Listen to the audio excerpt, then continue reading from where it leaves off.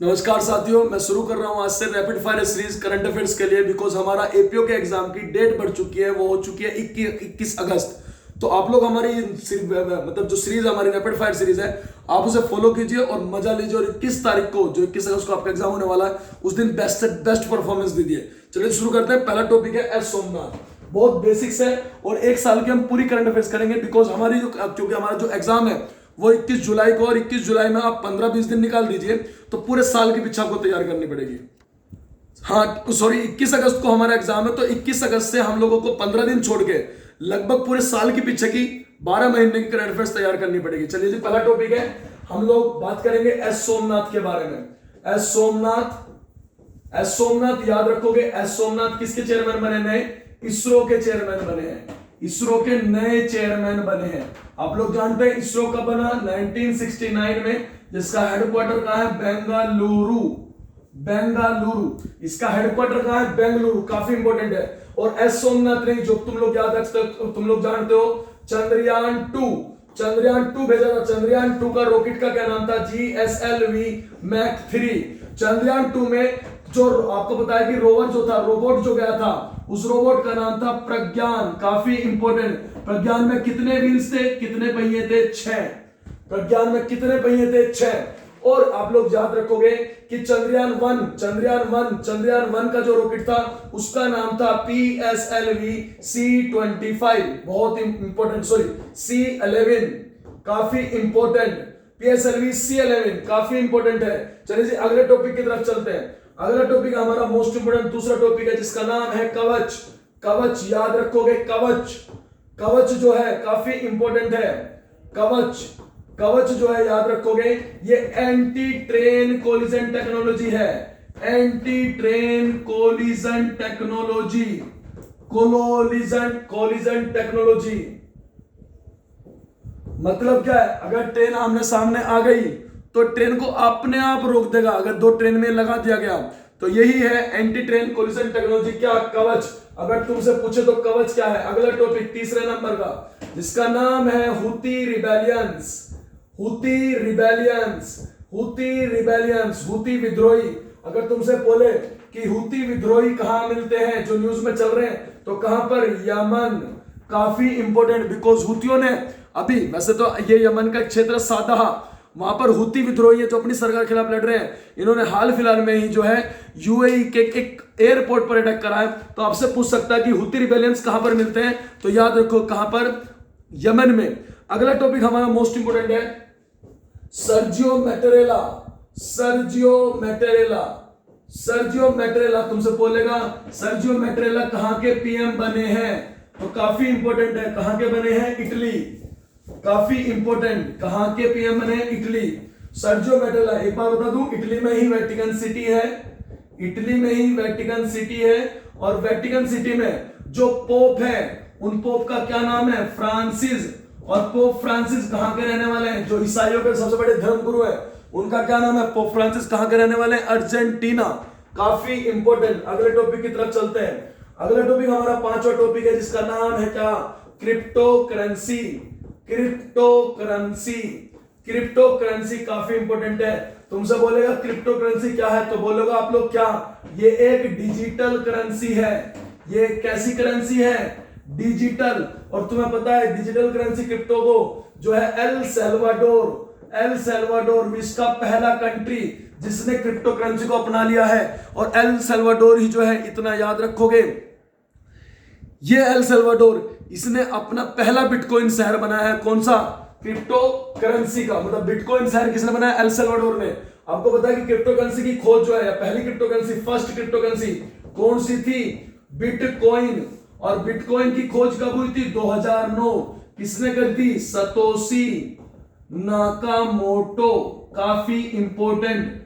Nakamoto Japanese थे, इन्होंने crypto currency. Digital currency कैसे है कि फॉर एग्जांपल कोई करेंसी जो है, जो डिजिटली हमने किसी पैसे देकर खरीद लिया है, हम उसे किसी कहीं भी ट्रांसफर कर सकते हैं, लेकिन बाद में वो उस सेंटर पर जाएगा, जहां भी वो क्रिप्टो करेंसी का सेंटर होगा, और उसे वो बेच के उस डिजिटली वो पैसे ले सकता है।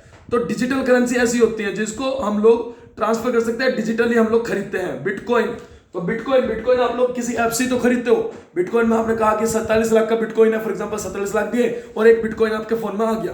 देसी भाषा में डिजिटल करेंसी है क्रिप्टो करेंसी। कौन सी है? बिटकॉइन। तुमसे बोलेगा बिटकॉइन क्या है, तो बोलोगे डिजिटल करेंसी या क्रिप्टो करेंसी। अगले टॉपिक की तरफ चलते हैं। अगला टॉपिक हमारा मोस्ट इंपोर्टेंट है, याद रखोगे, जिसमें हम लोग पढ़ रहे हैं क्या? बखीरा। बखीरा तुम्हें पता होगा। बखीरा जो है भारत का 49वां वेटलैंड है, 49वां wetland.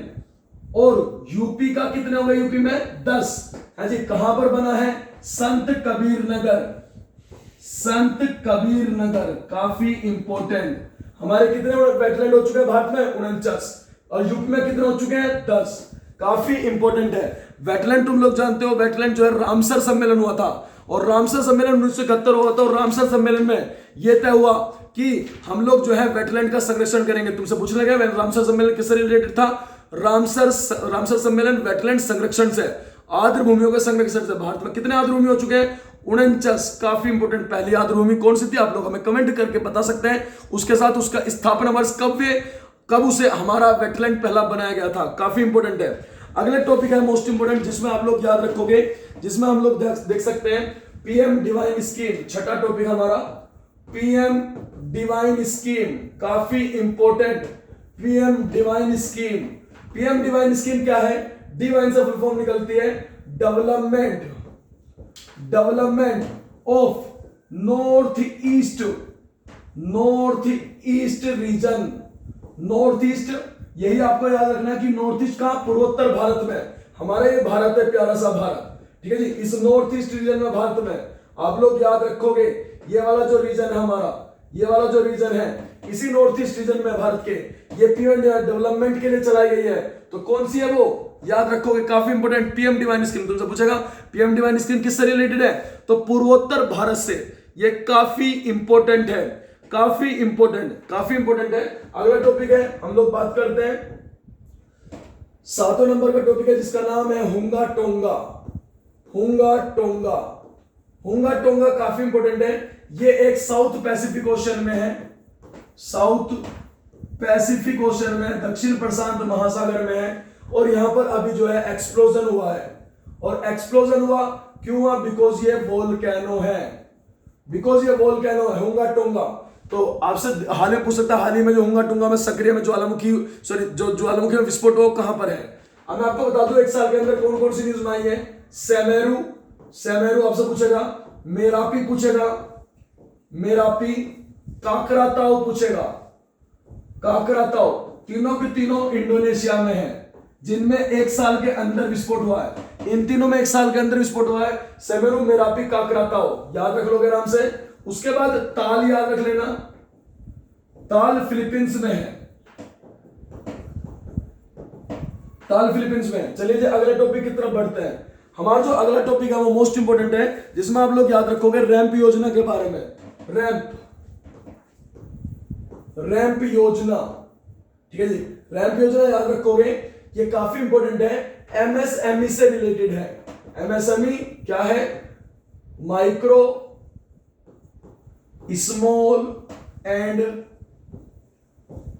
Medium enterprise. Micro small and medium enterprise, ये जो है एमएसएमई एक सूक्ष्म उद्योगों से रिलेटेड है, सूक्ष्म लघु और आपके मध्यम उद्योगों से रिलेटेड है। एमएसएमई काफी इंपॉर्टेंट है, याद रखोगे। वैसे तो इसकी जो फुल फॉर्म है वो raising and accelerating MSMEs, raising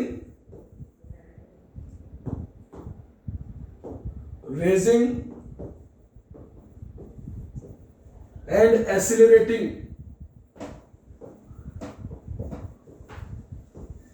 MSME programme.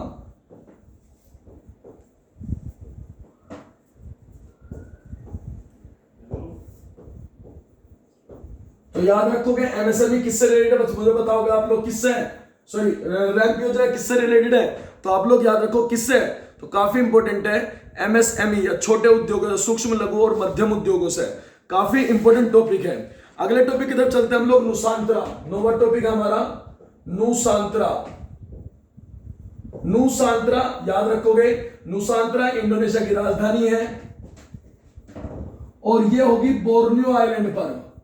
Borneo किस आइलैंड पर होगी, काफी इंपॉर्टेंट है, बोर्नियो। नुसांत्रा इंडोनेशिया की राजधानी है, ठीक है जी। आपको पता है अभी जो उसकी राजधानी वो है जकार्ता, और जकार्ता जावा द्वीप पर है, जावा आइलैंड पर है। तो अगली राजधानी नुसांत्रा होगी, बिकॉज जावा जो है वो सूंडा जलसंधि या सूंडा जो जिसमें वहां पर एक ज्वालामुखी भी है, काकराताओ, और वहां पर जो है सूंडा गर्त भी है, तो काफी भूकंप वगैरह आते हैं। तो अपनी नई राजधानी ट्रांसफर कर रहे हैं वो कहां पर, नुसांत्रा। काफी इंपॉर्टेंट, आप लोग याद रखोगे नुसांत्रा किसकी नई राजधानी बनी है, तो याद रखोगे काफी इंपॉर्टेंट है, कहां की, इंडोनेशिया, ठीक है जी। अगला मोस्ट इंपॉर्टेंट है ऑपरेशन सरधवा। ऑपरेशन सरधवा,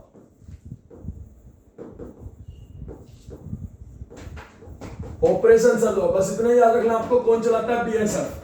क्योंकि गर्मियों में जो पाकिस्तान बॉर्डर है, पाकिस्तान बॉर्डर पर गर्मियों में और सर्दियों में जब भीषण गर्मी पड़ती है और सर्दी होती है, तो वहां पर जो है वो लोग जो है मतलब घुसपैठिया जो है घुसपैठ करते हैं। तो इसलिए हमारा जो बॉर्डर सिक्योरिटी फोर्स है वो हमारे ऑपरेशन सर्द हवा चलाता है, और मतलब सर्द हवा तो सर्दियों में और गर्म हवा गर्मियों में। आपको इतना याद रखना है, ऑपरेशन सर्द हवा और ऑपरेशन गर्म हवा जो है मोस्ट इंपोर्टेंट है, याद रखोगे।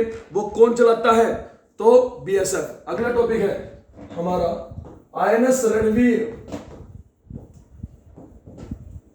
आईएनएस रणवीर काफी इंपोर्टेंट है, इसमें हाल ही में एक्सप्लोजन हुआ है, एक्सप्लोजन। और एक्सप्लोजन किस लिए हुआ है, फ्रीऑन गैस के कारण, फ्रीऑन गैस के कारण। फ्रीऑन गैस कहां यूज होती है, एसी में, ठीक है जी।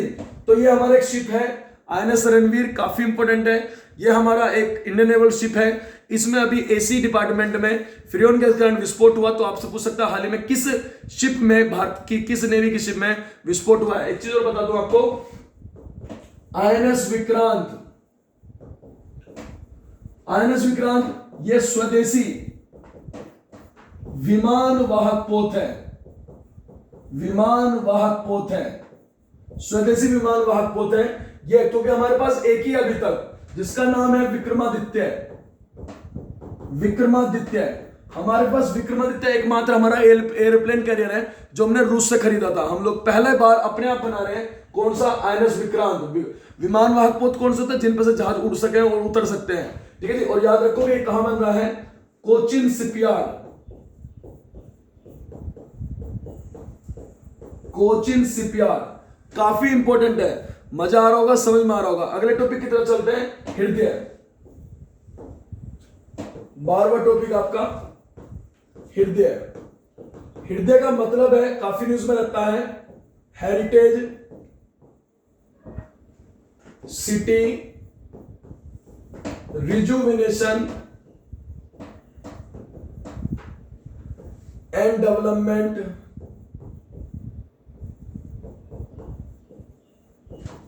ऑगमेंटेशन योजना, काफी इंपॉर्टेंट है। ये चलाई गई थी 2015 में, हृदय योजना, काफी इंपॉर्टेंट। हृदय योजना कब चलाई गई थी, 2015 में, जिसमें हमारे हेरिटेज सिटीज, विरासत शहरों को बचाने का, उनका पुनर्जीवन, मतलब उनको ज्यादा डेवलप करने के लिए योजना है। और हृदय योजना में याद रखो कितने शहर है, 13 सिटीज है, काफी इंपॉर्टेंट। 13 में से यूपी के कितने हैं, 2। तो 2 कौन कौन से हैं, वाराणसी और मथुरा। यह एग्जाम में पूछा जा चुका है कि हृदय में यूपी के कितने शहर हैं, तो याद रखोगे 2 शहर हैं, काफी इंपोर्टेंट। और बार बार ये हृदय न्यूज में रहती है योजना। तो हृदय योजना किससे रिलेटेड है, ये आपको काफी इंपोर्टेंट है, याद रखोगे।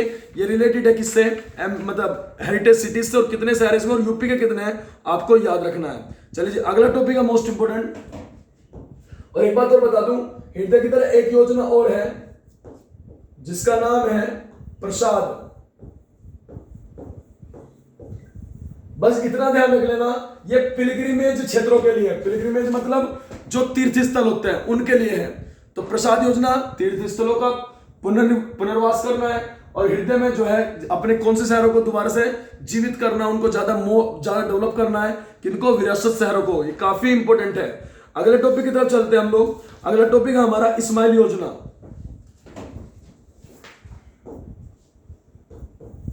इस्माइल, बस आप लोग याद रखिएगा इस्माइल योजना। अगर आपसे पूछता है सीधा कि इस्माइल योजना किससे रिलेटेड है, तो आप लोग याद रखो कि स्माइल योजना भिखारियों के से पुनर्वास से संबंध है। इस योजना में भिखारी जो हमारे जो भीख मांगने वाले लोग होते हैं, फॉर एग्जांपल जो किन्नर समुदाय होता है, वो भीख मांगते हैं चौराहों पर, बहुत सारे चौपलों पर, तो उनको जो है छोटे छोटे लोन या सपोर्ट दिया जा रहा है जिससे वे अपना काम शुरू कर सके। तो काफी इंपॉर्टेंट है, आप लोग याद रखोगे सपोर्ट, इसका जो फुल फॉर्म है support for marginalised individuals for their livelihood.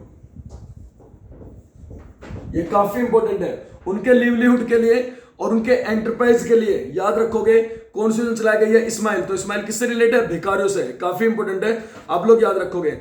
अगला टॉपिक है most important, gateway to health. 14 नंबर का टॉपिक है हमारा gateway to health. Gateway to health याद रखोगे तुर्कमेनिस्तान में है। गेटवे टू हेल्थ कहां पर है, तुर्कमेनिस्तान। ये बहुत बड़ा गड्ढा है जहां से जो है बहुत सारी गैसेस निकलती है, उसमें आग लग जाती है, और आग लग गई थी बहुत साल पहले, और वो लगातार आग लगी हुई है। तो याद रखो गेटवे टू हेल्थ कहां पर है, तो तुर्कमेनिस्तान। ये आपको याद रखना है कि गेटवे टू हेल्थ कहां पर है, काफी इंपॉर्टेंट है। अगला टॉपिक है आईसीडीएस सार्थक 15वां।